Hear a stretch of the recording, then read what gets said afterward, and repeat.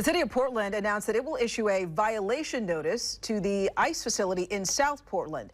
And it's all due to what the city says are violations of detention conditions at the facility. And this follows an exclusive report from Fox 12's investigative team that aired at the beginning of July.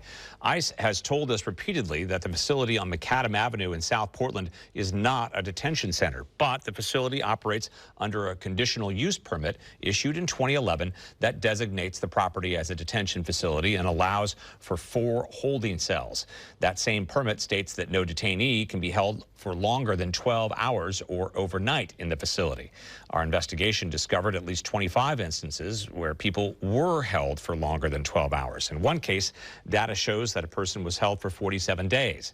That's what the city found as well. And tomorrow, they're sending a land use violation notice to the ICE facility.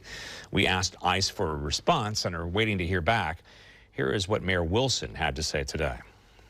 We must remember, this review was triggered by the federal government's breaking promises to our community regarding the detention of human beings.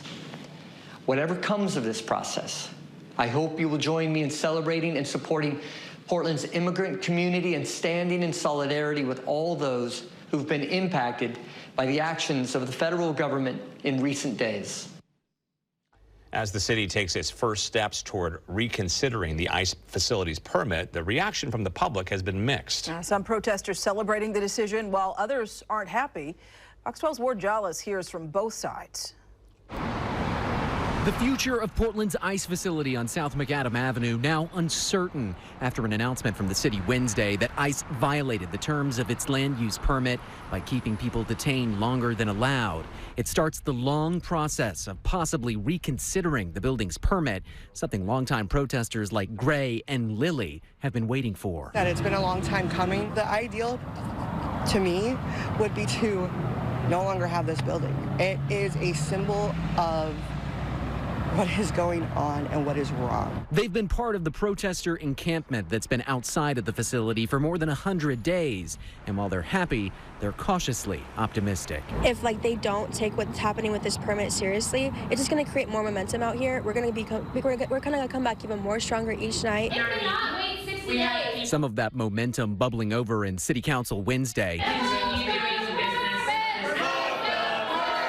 Repeated outbursts by protesters asking councilors to revoke the permit now instead of the 60-day timeline the city has given. We believe this is actually an emergency, so 60 days is way too long. Part of the potential revocation process prevents city councilors from offering their opinions on the matter.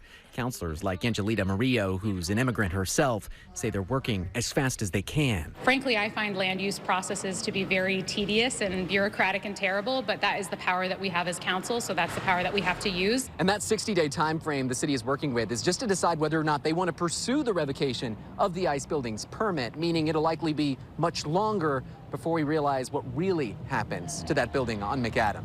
Reporting in Portland, I'm Ward Jollis, Fox 12 Oregon.